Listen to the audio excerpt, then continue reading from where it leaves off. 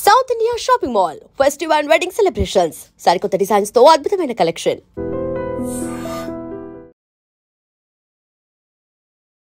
Hi hello నమస్తే, welcome back to iDream media. ఈరోజు మనతో పాటు ఉన్నారు. మీకు వీసా గురించి ఎటువంటి రూల్ తెలుసుకోవాలనుకున్నా, ఎటువంటి విషయాలు తెలుసుకోవాలనుకున్నా, అది ముఖ్యంగా F1 అయి ఉండొచ్చు, H1B అయి ఉండొచ్చు, in other types of visas one stop solution అయిన మన ఇమిగ్రేషన్ లాయర్ అలాగే హైకోర్టు అడ్వకేట్ అయిన పృథ్వీ గారు మనతో పాటు ఉన్నారు. ఈరోజు ముఖ్యంగా ఓపీటీ అండ్ స్టెమ్ ఎక్స్టెన్షన్ సంబంధించిన కొన్ని విషయాలు, ఆ స్టూడెంట్స్ పరిస్థితి ఏంటి, స్టేటస్ ఏంటి అని తెలుసుకుందాం ఈరోజు ఎపిసోడ్లో. నమస్కారం సార్. నమస్తే Veera. Sir, first point, OPT students పరిస్థితి ఏంటి యూఎస్లో, వాళ్ళు ఎలాంటి జాగ్రత్తలు తీసుకోవాలి, దాంతోపాటుగా స్టెమ్కి సంబంధించి అది ఎక్స్టెన్షన్ అయ్యే పర్మిషన్స్ కొన్ని లేట్ అయినట్లయితే, ఎందుకంటే ఇప్పుడు అక్కడ చాలా గందరగోళంగా ఉంది, పర్మిషన్స్ లేట్ అవుతున్నాయి ఆఫీసర్స్ వల్ల అని చెప్పేసి, అలాంటి పరిస్థితులు వాళ్ళు ఏం చేయాలి, అండ్ ఇక్కడేమో ఈఎంఐలతో ఇష్యూస్ ఉంటుంటాయి, మరి ఈ సిచ్యువేషన్ ఎలా మేనేజ్ చేయాలంటారు? అక్కడ ఉన్న స్టూడెంట్స్ అయి ఉండొచ్చు, ఇక్కడ ఉన్న పేరెంట్స్ అయి ఉండొచ్చు. విరాట్, మనం ప్రీవియస్ వీడియోస్లో కూడా మనం చాలాసార్లు మాట్లాడుకున్నాం దీని గురించి. డబ్బులు ఉన్నవాడే యూఎస్ వెళ్ళండి, డబ్బులు లేనివాడే దయచేసి మీరు వెళ్ళాం కదా ఇబ్బందులు పడుతున్నారు, మా అబ్బాయి ఇబ్బంది పడుతున్నారు అంటే అది I'm speechless of it.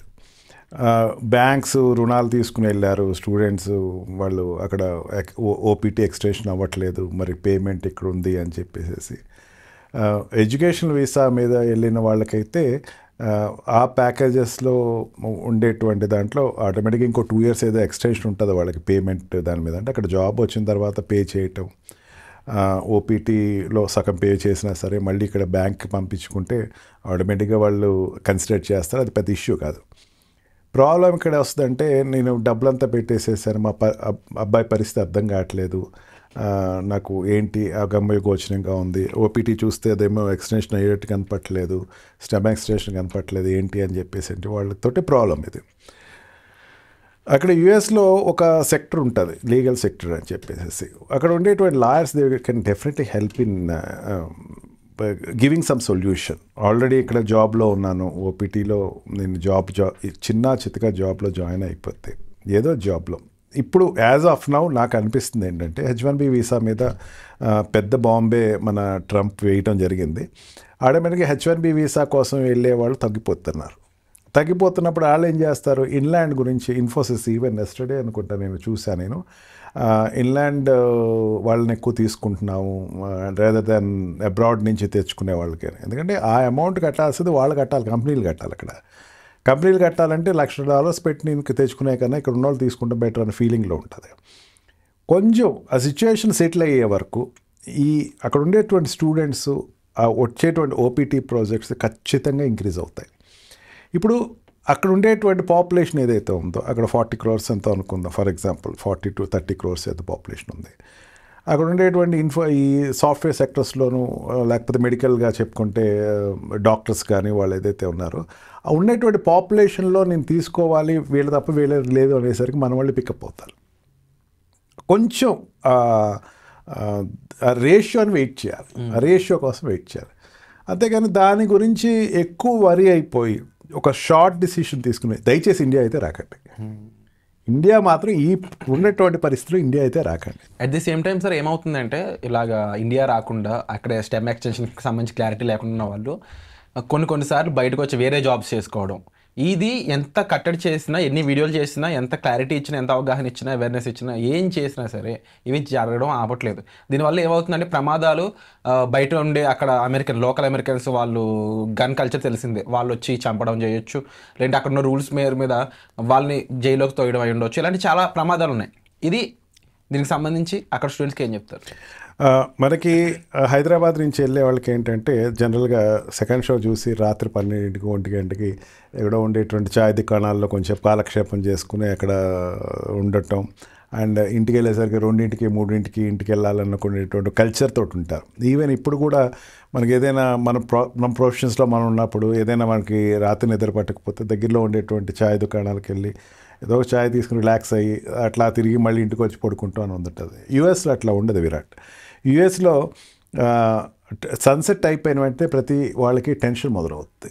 Because of tension అక్కడ ఉండే వాళ్ళకి మెయిన్ కారణం ఏంటంటే insecurity. These people really feel that as if they are aliens. వీళ్ళు విదేశస్తులు అనేటువంటి భావన కన్నా ఇతర గ్రహాల్లోంచి ఆ గ్రహంలోకి వెళ్ళామని భావంతో ఉంటారు. డెఫినెట్లీ కొన్ని పెద్ద సిటీస్, వాషింగ్టన్ డీసీ కానీ, కాలిఫోర్నియా కానీ, ఇట్లా పెద్ద సిటీస్ 1-2 న్యూ జెర్సీ కానీ తప్ప మిగతా అన్ని సిటీస్లోనూ, మిడిల్ టౌన్స్లోనూ లేకపోతే స్మాల్ టౌన్స్లో కూడా ఇన్సెక్యూరిటీ భయంకరంగా ఉంటుంది. Virat, what you set is correct. Gun culture అక్కడ కామన్. ఏమవుతుందంటే వాడు ఇన్ఎక్స్పీరియన్స్డ్ పర్సన్ ఎవడైనా ఉండి వాడికి జాబ్ రాకపోతే వేరే వ్యక్తికి జాబ్ వచ్చిందంటే వాడు మైండ్లో పెట్టేసుకుంటాడు. ఇప్పుడైనా మన కాలేజెస్లో చూసుకోండి, వాడు వాట్ వీ కాల్ ఈ క్యాంపస్ ప్లేస్మెంట్లో ఒకడికి జాబ్ వచ్చింది, ఒకటి 10 ఒకడికి వచ్చింది. సెకండ్ వాడికి ఒక రకమైనటువంటి ఒక జెలసీ ఉంటుంది. ఈ జెలసీ అనేది వీడు సర్లే ఇంకోటి వస్తుంది అనుకుని వదిలేస్తాడు, కానీ అక్కడ జెలసీ అట్లా వదులుకోరు.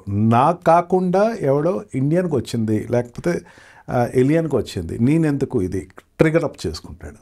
వీళ్ళు ఒక యూనియన్ ఫామ్ అవుతారు. యూనియన్ ఫామ్ అయ్యి వీళ్ళందరూ కూడా వీడిని ఎట్లయినా ఎండ్ చేయాలనుకునేవాడు ఒక సెక్టర్ ఉంటారు. రెండోది ఏంటంటే మన స్టూడెంట్స్కి ఎంత చెప్పినా సరే ఆల్టర్కేషన్స్ అనేది ఆగరు. వీడు మందులోనో తాగుతున్నప్పుడు గొడవలో, లేకపోతే స్ట్రీట్ ఫైట్స్లోనో, లేకపోతే మిగతా స్టూడెంట్స్ తోటి గొడవలు, ఇవన్నీ ఇక్కడ అలవాటు ఉన్నట్టు అక్కడ కూడా, ఇక్కడ ఉస్మానియా కాలేజ్లో ఉండేటువంటి గొడవలు అక్కడ కూడా కంటిన్యూ అవుతూ ఉంటాయి. ఇక్కడ ఆంధ్ర యూనివర్సిటీలో ఉన్న గొడవలు అక్కడ కూడా కంటిన్యూ అవుతాడు. వీడు ఖాళీగా ఉండడు.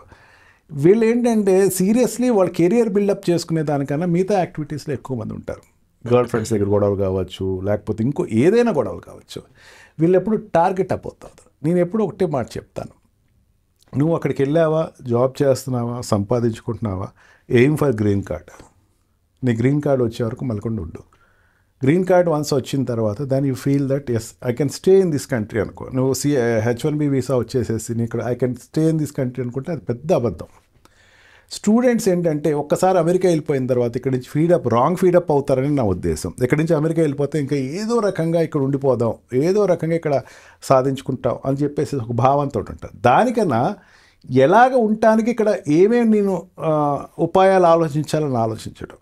లాస్ట్ ఒక ఎపిసోడ్లో మనం చేసాం ఒక తమిళియన్ గురించి.